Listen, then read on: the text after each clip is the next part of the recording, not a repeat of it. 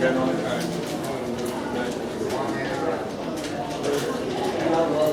gotta say something before.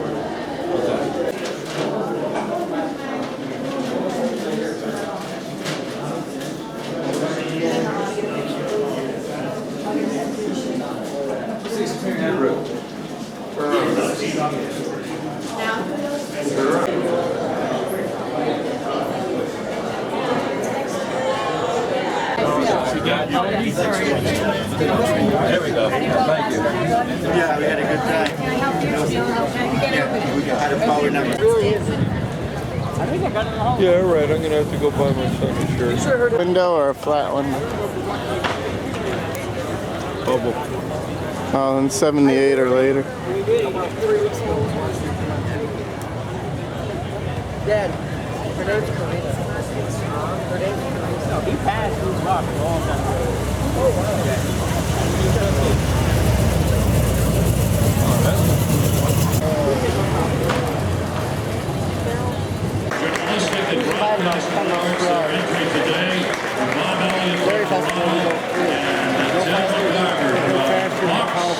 Exactly, no faster than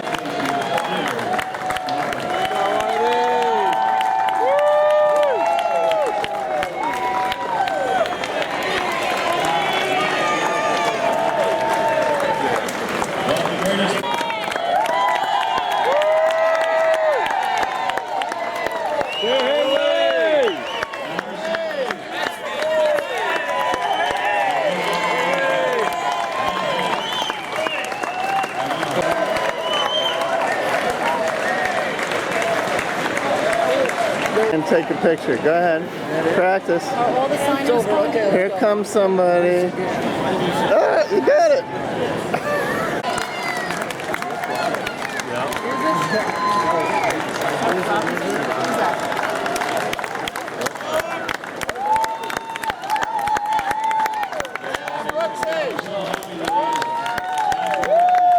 All right, Brooke.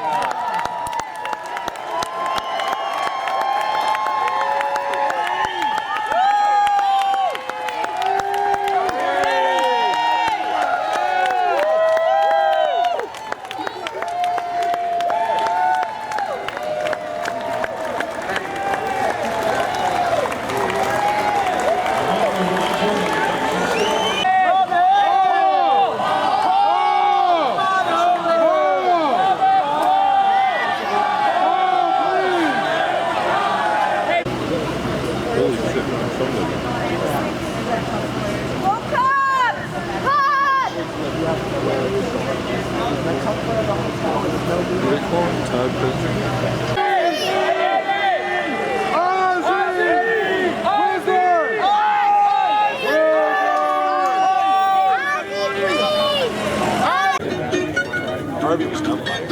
Well, he was voted by votes. Yeah, they were all voted for the numbers. The guys, people who broadcasters, sports writers, all voted because of either the Olympic award or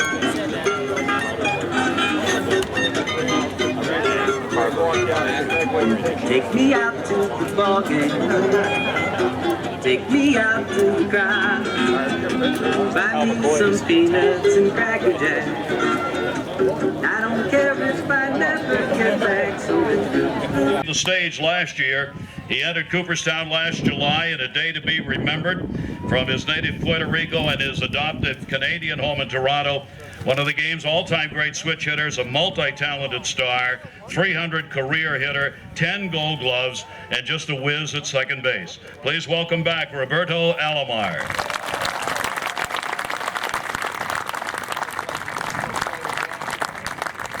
Before he ever swung the bat, a lot of pitchers shuddered when this man came to the plate, and even the Green Monster may have leaned back a little bit. He hit 20 home runs in 11 of his first 12 seasons, a .298 lifetime average, 382 home runs, MVP 1978. He followed in the wake of Ted Williams and Carl Yastrzemski into the Hall of Fame. Now broadcasting with Nesson, please welcome from the class of 2009, Jim Rice.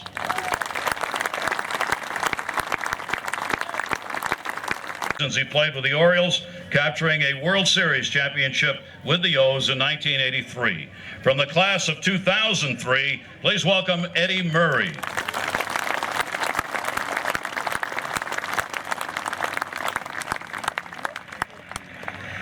Our next Hall of Famer was all about excitement.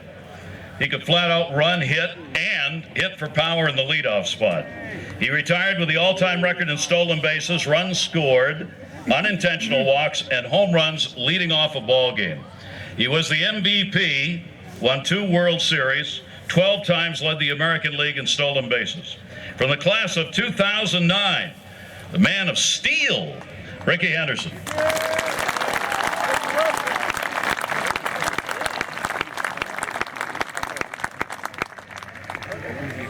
Another, the ability to get people out. He is the Orioles' all-time winningest pitcher, and I'm honored to say my broadcast partner with the O's, Jim Palmer.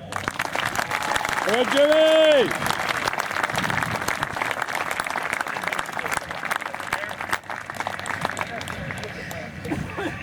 This product, intimidation, competitiveness, and class. He posted a 1.12 ERA in 1968, winning the Cy Young Award and the MVP, and causing baseball to change the rules and set that mound a little lower. He continues to really set the stage when we talk about pitching at the major league level. He had an amazing World Series record, 7 consecutive wins, 17 strikeouts in a game, named the World Series MVP in 64 and 67. Ladies and gentlemen, Bob Gibson. Yeah, Bobby.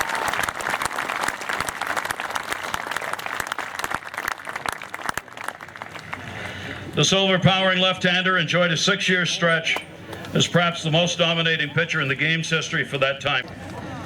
He was named to all-star teams, led the Boston Red Sox as an 11-time all-star, 376 career home runs, including the most memorable blast, which is now a part of baseball lore, the picture of Carlton Fisk waving that ball in the '75 World Series at Fenway Fair. He is known as Pudge, class of 2000, Carlton Fisk.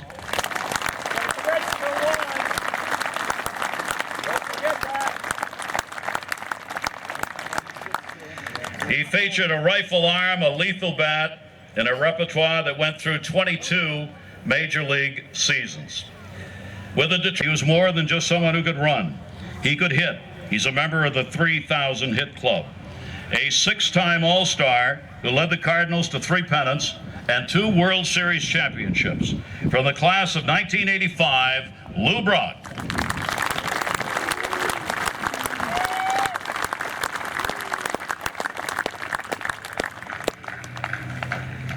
We speak of 5-tool players in this game, and he was one of them.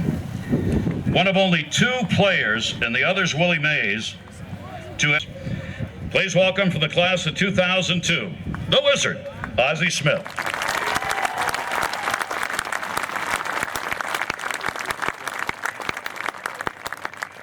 Here today, let's induct to, is the words today, Hall of Famer Ernie Banks.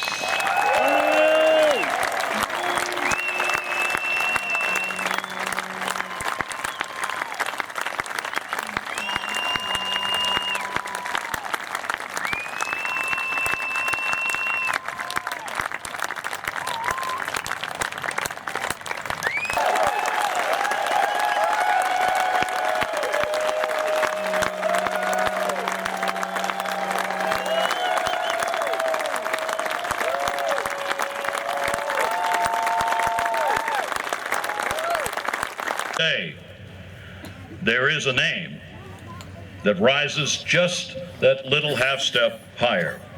The superstar who earned National League Rookie of the Year in '51, 2 MVP awards, 12 Gold Gloves, a record-tying 24 All-Star games, and participated in 4 World Series, and has become a foundation of Major League Baseball history.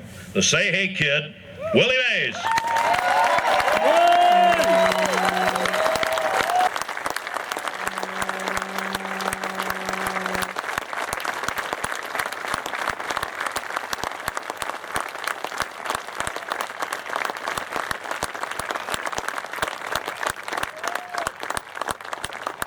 Games, putouts, assists, chances, double plays, and fielding percentage. A clutch hitter, 268 career home runs, at one time leading the American League record for third baseman in that department. He was the league's MVP in '64, World Series MVP 1970, when he hit .429 and has a collection of gems that we, fortunately, get to watch over and over again, his defensive plays at third base. Again, when we mention class, this man's right there at the top. Hall of Fame class of 1983, Brooks Robinson.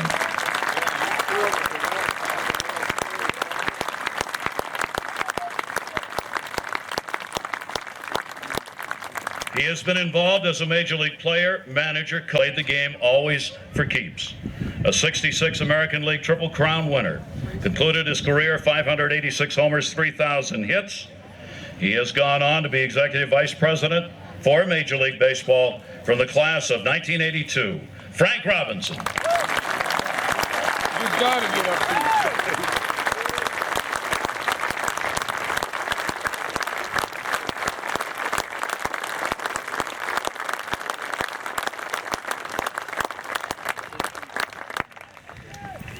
On a club 67, he notched the first of 7 100 RBI campaigns, concluding his career with more than 1,600 RBIs and 23 Major League seasons under his belt. Timely hitting, 3-run homers, 1975 World Series, key 2-run shot, Game 7, 2 World Championships he earned, and a Hall of Fame class member from the year 2000.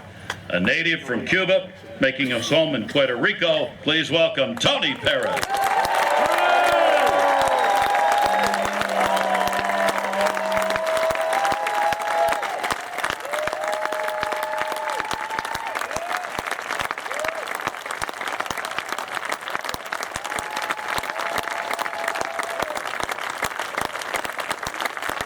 This 389 lifetime homers, MVP 70 and 72, and the World Series MVP in 1976.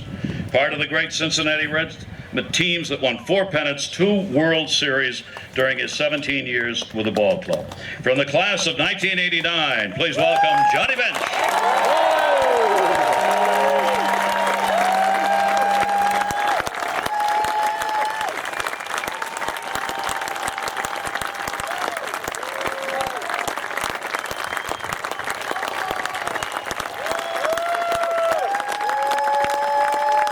Our next Hall of Famer, don't copy him.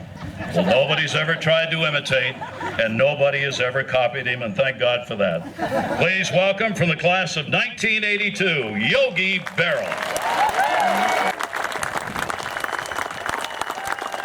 Our second Hall of Fame inductee is a Chicago legend, a power-hitting, smooth-fielding third baseman, the leader of the Cubs for so many years in the rarity of the game today.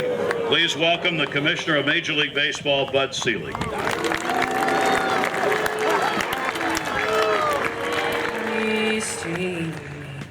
And the rockets red glare, the bombs bursting in air, gave proof through the night that a flag was still there. Oh, say does that star-spangled banner yet wave o'er the land of the free and the home of the brave? Thank you.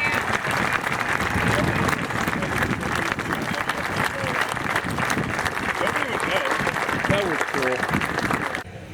1%. These men behind me are living legends, and they define character, integrity, sportsmanship, all within incredible baseball careers. Turn it on. During the anthem, I smell something burning. And then I hear something sizzling, like bacon on the stove. Zzz. I turn over to look at my partner. Ron Santo's hairpiece is on fire. I did what any good partner would have done. I grabbed a glass of water and splashed it on his head. All of a sudden, my head starts to burn. I jumped back. I said, holy cow. Ronnie always thought it was funny later because the name of the Mets starting pitcher that night was Al Leiter.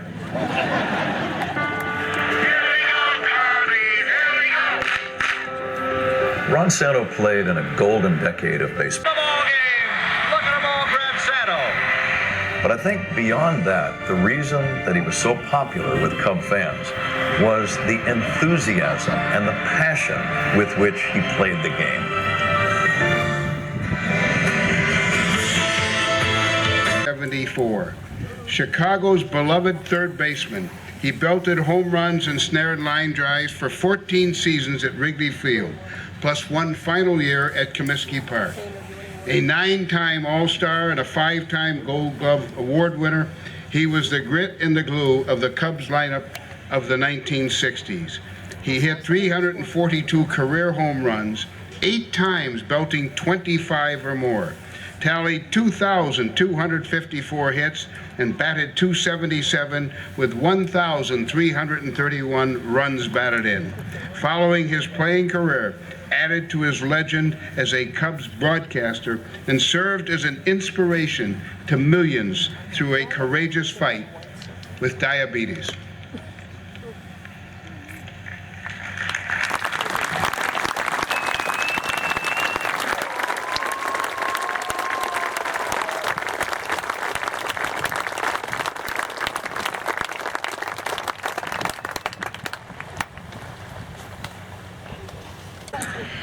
But this is not a sad day, not at all.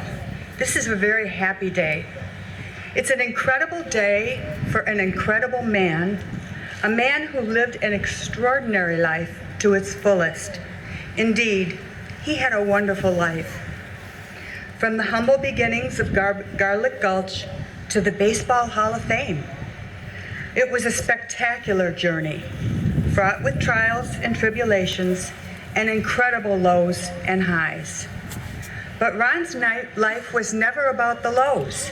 He always found a way to make it about the highs. Ron Santo was born to play baseball. He said his ability to play baseball was a God-given gift, that playing the game was easy, that it was only the diabetes that made the game hard. Found he leaves an awful hole, doesn't he? Ron never needed that lesson, but Ron left an awful hole for so many of us here today. I always think of how Clarence inscribed that copy of Tom Sawyer, and George Bailey holds at the end of the movie. Remember, George, no man is a failure who has friends. Well, I don't know of anyone who had more friends than Ron Santo. This is not a sad day. This is a great day. Celebrate for Ron. Celebrate with us and celebrate with him. Because I'm certain of few things, but I am certain that Ronnie is celebrating with us right now. Celebrate his journey. Celebrate his cause. Celebrate an amazing life. Celebrate Ron Santo's life. He truly had a wonderful life. Thank you, and God bless.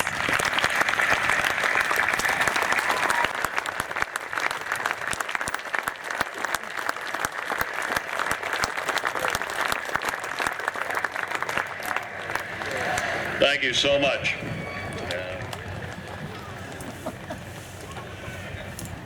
Holy cow! Hello, Johnny. How are you? Oh, God, can you believe John Santo in the Hall of Fame? Yes, I can. Wow! Unbelievable. How about Ernie Bank? How you feel? How you feel, Ernie? How you feel? Feel good, feel good. How about your kid down there? How about everybody standing up here, that Cub family right there, Ronnie and Jeff? Come on, stand up, Kelly, Linda. Come on, everybody, all you family right here. That is so wonderful. Vicki, wow. Nobody's ever got that kind of reaction on a speech. You could have done it all day long. We are so proud. And also, I'd like to say hello to a couple of guys. Special, really, to have the Cub people here. But for Billy, he spent a lot of time and effort, as I did. Ernie coming here today. Randy Hundley, the main catcher. That's the man right there. What a great rendition of the national anthem. If he held it together through that, he should be all right through the speech. But now it's time. Holy cow! Need everybody up on your feet, okay? Root for the Rovers. If they don't win, it's a shame. For it's 1, 2, 3 strikes, you're out at the old ball game. Hey, let's have another speech. What do you say? To the Castellini family and to the Ricketts. Let's go, Cubs! Let's go, Reds! Let's go, Miss Clark! Okay! Harry Carey or Johnny Bench.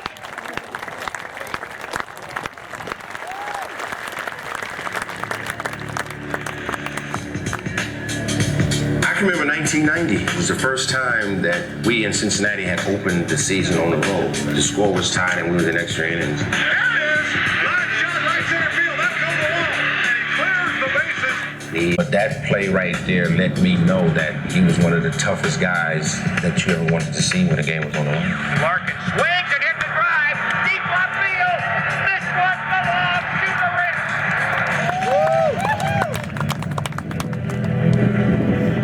To me, offensively, he didn't have any weaknesses. He's the first 30-30 shortstop in the history of Major League Baseball.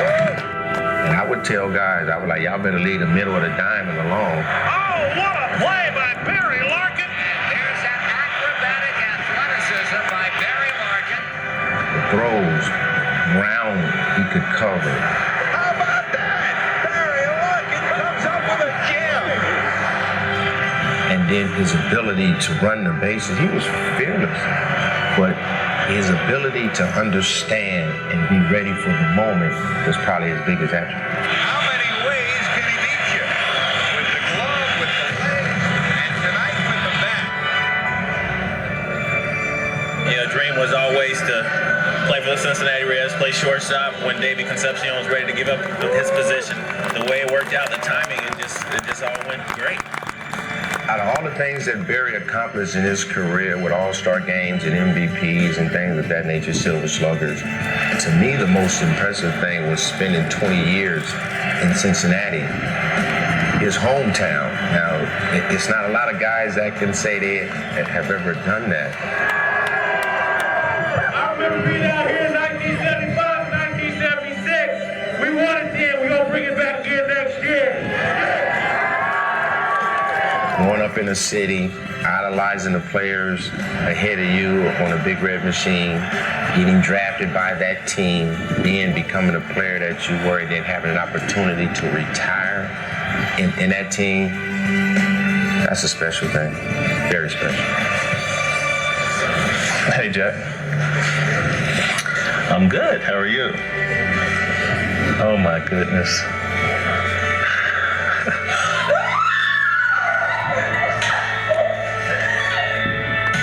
I know a lot of guys that's in the Hall of Fame. I played against some guys that was in the Hall of Fame. But it's a different kind of feeling when you spend time on and off the field with a guy and you watch him grow into an elite player that's going into the Hall of Fame. It was just as exciting for me because it gives me more bragging rights than just wasn't a big red machine in Cincinnati. So yeah, we won a title and we got Hall of Famers. So now what? La la la la la. So now it ain't all about the big red machine. We're in Cooperstown too now. How you like us now?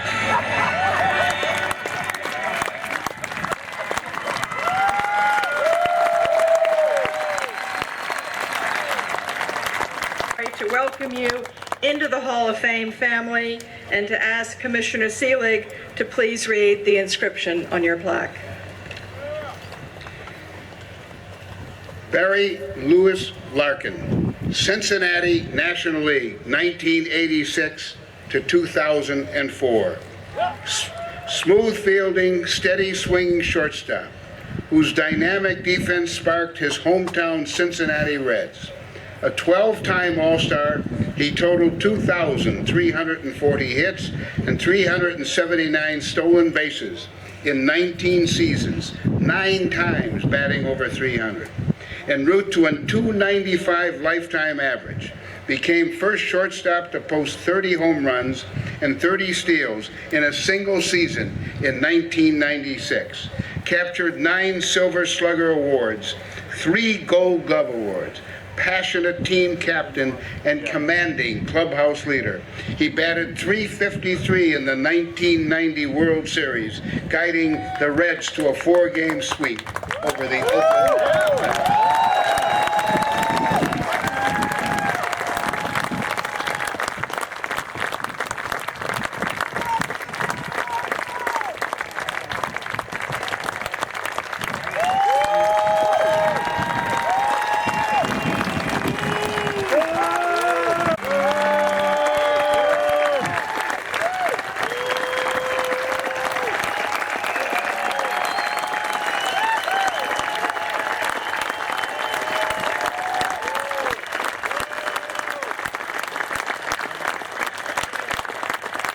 I'm gonna tell you guys something before I get started. You know, you see us up here nice and polished and looking dapper, calm, cool, and collective, but I'm gonna tell you what, this is unstinking believable. She did not get her voice from her daddy. I wanna thank you, Commissioner Seelig, Jane Forbes Clark, President Jeff Idelson, and the staff up here in Cooperstown. You guys have done an incredible job. The atmosphere is unbelievable here. I want to thank the baseball writers for electing me with this honor. Congratulations to Ron Santo and his family. Vicky, you are awesome. Great job.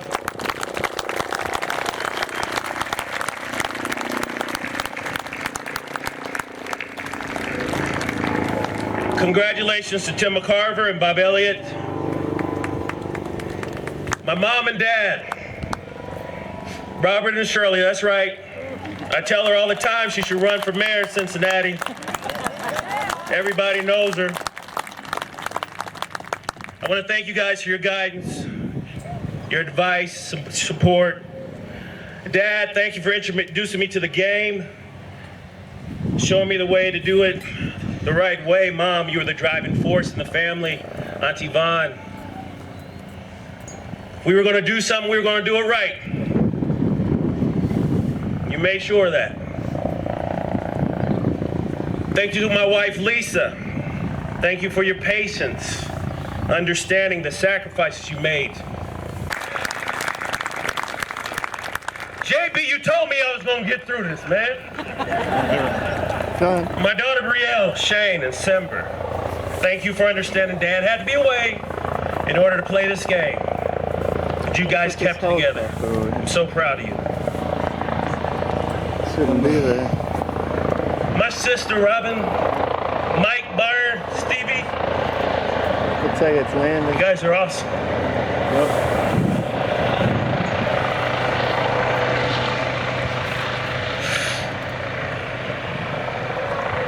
Growing up, you challenged me every day, one way or the other. Regardless of what it was, we were playing a game, whatever it was. That was so instrumental in helping shaping the person that I became and the competitor that I became. You guys are unreal.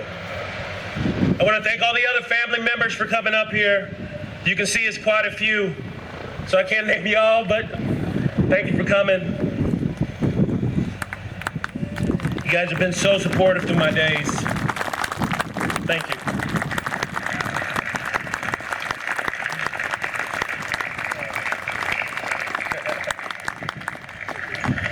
Tony Perez told me up here I'm losing time, so I better get to it. I grew up in Cincinnati in the era of the Big Red Machine. Yeah, you know about it. Managed by Hall of Famer Sparky Anderson. Many of the members that I cheered for sitting behind me. Johnny Bench, Joe Morgan, Tony Perez. I grew up listening to Hall of Fame award winner Marty Brenneman in the radio booth. That's right. And Joe Nuxall. You know he's watching. I, like many other young players at the time, grew up dreaming about the honor to play for the Reds and represent the city of Cincinnati.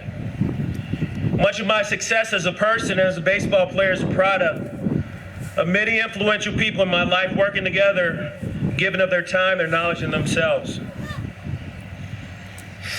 Many of those influential people are of Latin descent, and to them, I say gracias. Gracias a las leyendas que me inspiraron a jugar a este juego cuando yo era un niño, Silverton, Richard Hunter. Moeller High School. Any Moeller High School people in the house? I want to thank the staff and the leadership and the coaches, Jerry Faust, Ted Bacigalupo, Mike Cameron, Paul Smith. My teammates and the coaches at the Midland Baseball Organization, Summer League program in Cincinnati. Coach Papa Joe Hayden, his wife Lois, George Graff. They provided us an opportunity to travel and compete against the best talent in the country while still in high school. Thank you guys so much. So proud to have attended and graduated from the University of Michigan. I want to thank Bo Schembeckler, who's watching down on us today, who recruited me to play baseball. I'm sorry, to recruited me to play football. Yeah, I made that mistake too. He redshirted me my freshman year and told me that he was going to allow me just to play baseball. Occasionally I'd call him while I was playing in the big leagues, and I told him that was the best decision he ever made as a football coach. He didn't like that too much. I wanted to thank Bud Midoff, Danny Hall, many of my college teammates, many of who are here today, Jeff Jacobson, Kenny Hayward, Chris Gusto. I appreciate you coming. You guys are classy. I appreciate you coming and being part of this. I want to acknowledge and thank Eric Goldschmidt, who was my agent during my playing days.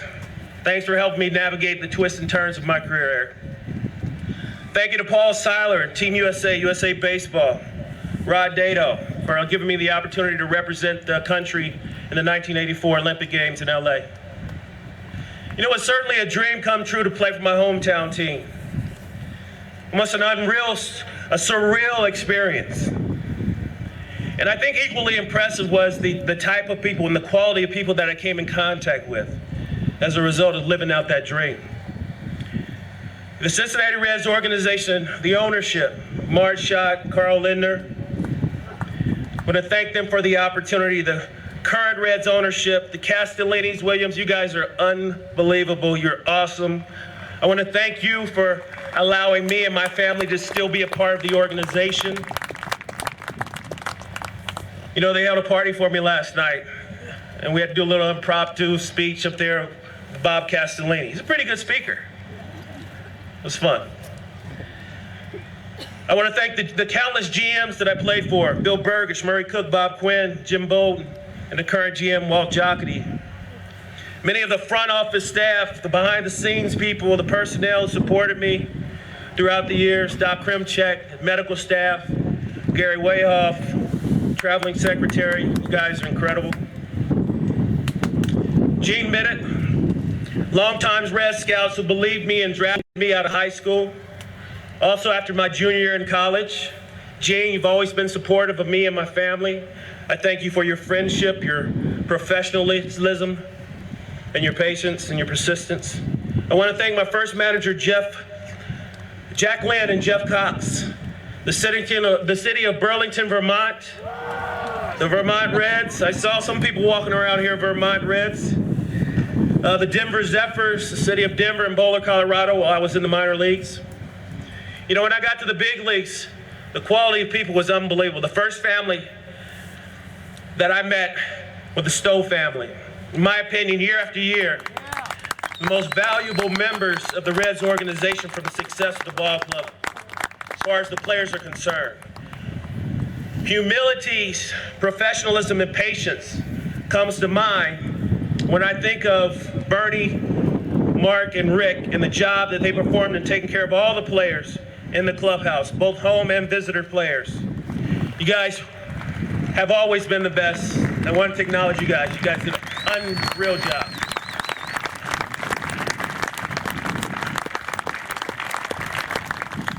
You know, when I got caught up to Cincinnati, I had an incredible opportunity to spend some time with some outstanding members and outstanding mentors to show me the way, how to play, how to be a professional on and off the field. They share with me some life lessons, polish some things that I would apply in my everyday life. You know, I played with some monumental figures in the game of baseball, and I'd like to acknowledge a few of those guys. You know it, Pete Rose.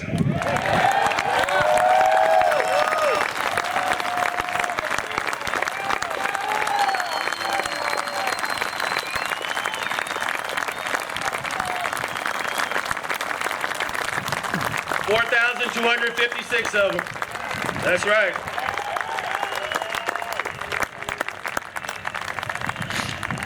You know, Pete and I had something in common, obviously being from Cincinnati, and I thank him for sharing and helping me through some very rough times as a young player.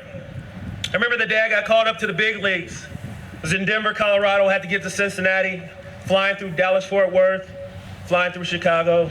You know there's weather in the middle of the summer, and it wasn't happening. Well, eventually I got to Cincinnati at 7:24, 7:35 game. Pete Rose is on his way out of the manager's office because he's been waiting on me all day to get there because I wasn't starting shortstop that day. So I walk in the clubhouse, Pete's walking out of his office, and he looks at me, he says, "Larkin, your first day in the big leagues and you're already late." And I go, "Skip, I don't have anything." He's like, "Sit down." So he laughs, we share a few minutes. He asks me, he says, "You got any bats? Any gloves, anything?" And I'm like, "No, I have nothing." He's like, "Well, what size bat do you use?" And I go, "Whatever size you use, Skip." "How about your shoes? What size shoe you wear?" "Those Mizunos, they look like they'll work." He says, all right, here you go. So I'm thinking, it gets no better than this. First day in the big leagues, playing for my hometown team. Pete Rose, my manager, I got his bat, I got his shoes. I think Dave Parker gave me a pair of gloves. Eric Davis gave me something else. By the way, I didn't pay Eric for that on the monitor, but certainly we will be talking about compensation afterwards. I appreciate Eric. Well, the game goes, I'm sitting on the bench, I get a chance to pinch hit. I hit a ground ball to shortstop, man on third base, score a run, driving a run. After the game, I'm thinking this is just such an incredible experience. I sit down and I'm talking to many of the members of the media. It was pretty thick that day in the clubhouse. And Pete Rose just kind of patiently sat behind them. And as they all walked out, probably about a half an hour or so after the game, Pete walks over to me and says, how was that? I said, that was awesome, man. He talks to me about growing up in Cincinnati. He talks to me about the opportunity to represent the hometown, the responsibilities of being a Red, how to conduct myself in a professional manner. He spends, like I said, about a half an hour with me and finally asked me, "They feel good in your hand, that bat? Those shoes, they feel good on your feet?" I was like, "Yeah, bro, they were awesome." He's like, "Good, give them back." I said, "What?" He said, "Your stuff will be here tomorrow, give me my stuff back." Now, I don't know if he knew or not, if he had foresight or not, but that Pete Rose bat and the Pete Rose shoes were not gonna see the light of day because they were going home in my car that night. I guess that's what it's about, being a veteran. You know, but I want to just thank Pete for the opportunity. You know, I wouldn't be in the big leagues if he didn't give me that opportunity. I just want to thank him for that. He beat me to the punch that day.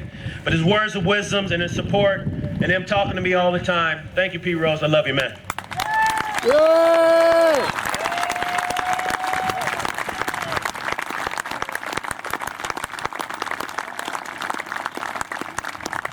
I idolized Davey Concepcion as a young ball player. Yeah. I tried to imitate his playing style. I often dreamt about meeting him one day. While I was up at the University of Michigan, the Reds came to Detroit, and they were playing the Tigers in an exhibition game. John Falk, who was the equipment manager at the University of Michigan, drove me down to the stadium, Old Tiger Stadium, to meet some of the ball players. As soon as I get to the stadium, Dave Parker, Cobra's here with his lovely wife, Kelly, the Cobra. Dave Parker, as soon as I walk into the clubhouse, grabs me by the hand and walks me right over to my idol's locker.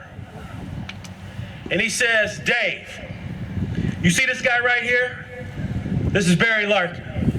He's from Cincinnati. He's gonna take your job."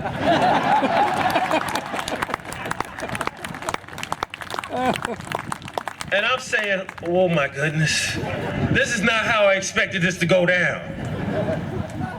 You know, Davey looks at me, grabs my hand, look at my calluses and says, "Nah, his hands are too hard. He can't play shortstop."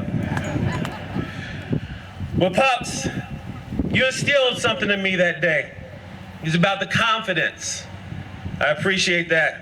I remember that interaction with Davey. I remember that interaction with Dave Parker. I remember thinking, that's awfully assumptuous of this guy. And I didn't know the relationship between him and Davey Concepcion. But I thought it was a little weird and felt a little uncomfortable. But he showed a lot of confidence in me. I'll get to another story about Dave Parker. But Davey Concepcion, understanding that I was gunning for his job, understanding that I was from Cincinnati, he spent countless and countless of hours with me, preparing me for the game. I idolized Davey Concepcion as a kid, and when I got a chance to meet him, I thought that the actual thing and what I expected was going to be totally different. But I can honestly say that that interaction with him, that personal relationship with him, was even better than it was when I was thinking about eventually meeting my idol. He worked with me on everything out there on the field. The bounce throw from the hole, preparing for the game daily, whether it was taking ground balls at shortstop, or as I'm taking ground balls at shortstop, he would go to second base and first base so I could throw the ball across the diamond to get prepared for the game. Davey was there for me. Davey is a special, special individual. I appreciate you and I love you, Davey. Thank you, my idol. Thank you, Davey Concepcion.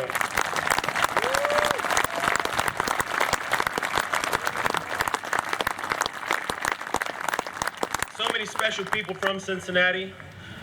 Buddy Bell, a native Cincinnatian. Buddy was my mentor while I was on the field and would give me advice, help me with positioning. He was really instrumental in shaping my perspective on how I was to handle success and failure in the big leagues. Let everything slow down and really appreciate the opportunity and keep things in perspective. He says, always remember where you come from and take the time to smell the grass. So I'm sitting in Dodger Stadium in the big leagues. I'm 22 years old. I'm like, yeah, this is nice. This is beautiful. He's like, I always want you to take the time to smell the grass. And I go, yeah, smog-free day here in LA, beautiful Dodger Stadium. He says, I want you to take the time to smell the grass. You want me to smell the grass? Smell the grass. So I literally get down on all fours and smell the grass. And as I'm down there, Buddy says, now turn over. And I'm going, hold on a second, man. Something's wrong with this picture right here. And as I turn over, I look up in the sky. High blue skies, a few clouds. I see the rim of Dodger Stadium. And I just get in almost like a trance. And he says to me, pretty big, isn't it? And I go, yeah, it is. It's enormous. I can see the rim of the stadium, the wavy canopy out in the outfield. And he says, how big do you feel? And I said, I feel like an ant. I feel so small. He says, that's right. He said, that's how small we all are relative to the grand scheme of baseball. Don't ever, ever lose that perspective.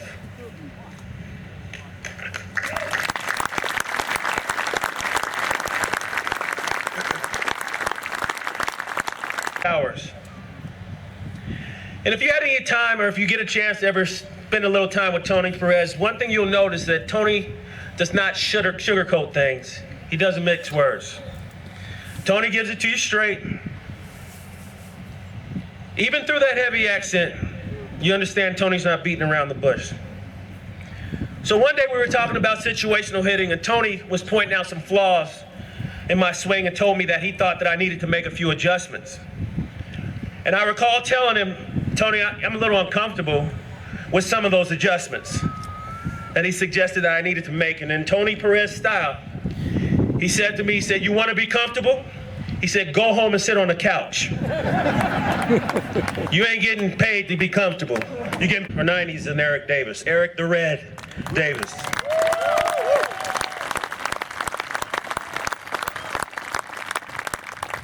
Not only is he a good hype man, a good pitch man, but early in my career, Eric is a pretty good center fielder. He's sitting behind me. Ricky. Eck. Pretty good. But we had some pretty good players too. How about Jose Rijo? Danny Jackson, Tom Browning, who's here, I saw him. The Nasty Boys. Eric the Red, Billy Hatcher, Mariano Duncan, Spuds McKenzie. In his first year managing the Reds, Lou Piniella. Yeah, Sweet Lou. On his first day of spring training, Lou put the team on notice. He told us he didn't like losing. He said he didn't accept losing and told us we were not going to lose. Well, 162 games later, during the regular season, a hard-fought National League Championship Series against the Pittsburgh Pirates, and the sweep of the Oakland A's, the mission was complete. We played hard, we played fair, and we represented the great city of Cincinnati with great pride and respect.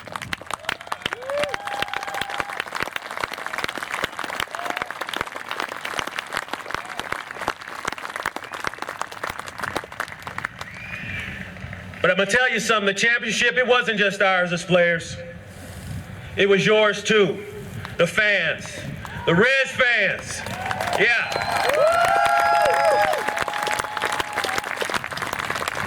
I love you Cub fans too. I'm not leaving you guys out, because you guys were instrumental as well. You all were such a big part of motivating us and supporting us. I was so happy to be able to share and celebrate that championship with the fans from my hometown and fans from across the world. The passion, the pride that year was infectious, and I want to thank you. Thank you for your passion, thank you for your energy, thank you for your pride, and thank you for caring. We love you too, my man.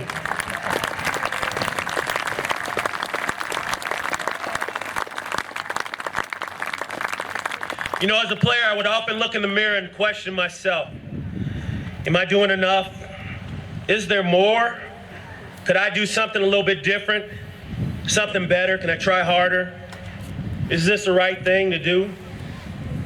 You know, I asked myself that question because I took a lot of pride in representing not only myself, but my family, the Reds organization, the city of Cincinnati. You know, I admit and I realize that I wasn't always the easiest person to deal with. I acknowledge that at times I acted out. I made plenty of mistakes and didn't always handle situations as best I could. I humbly appreciate your acceptance of me and my shortcomings and your continued support for me and my family. And for those questions I used to ask, well, no longer do I have to ask those questions anymore. The answer is forever written on my plaque in Cooperstown.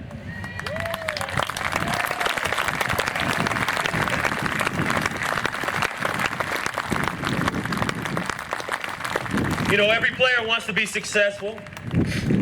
Every player wants to win. Every player wants to feel appreciated and looks for validation. Well, my inclusion in the Hall of Fame is the ultimate validation. And I want to thank you all for helping me along the way. Thank you very much.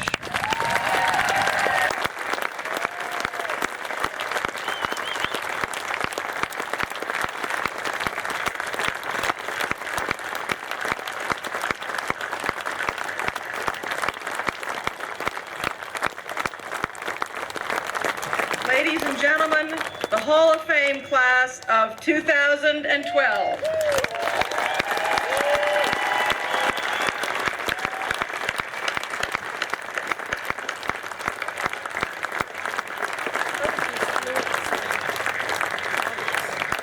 Will be held right here, July 28th. Thank you so much for joining us. We look forward to seeing you next July, if not before. Safe travels. Bye.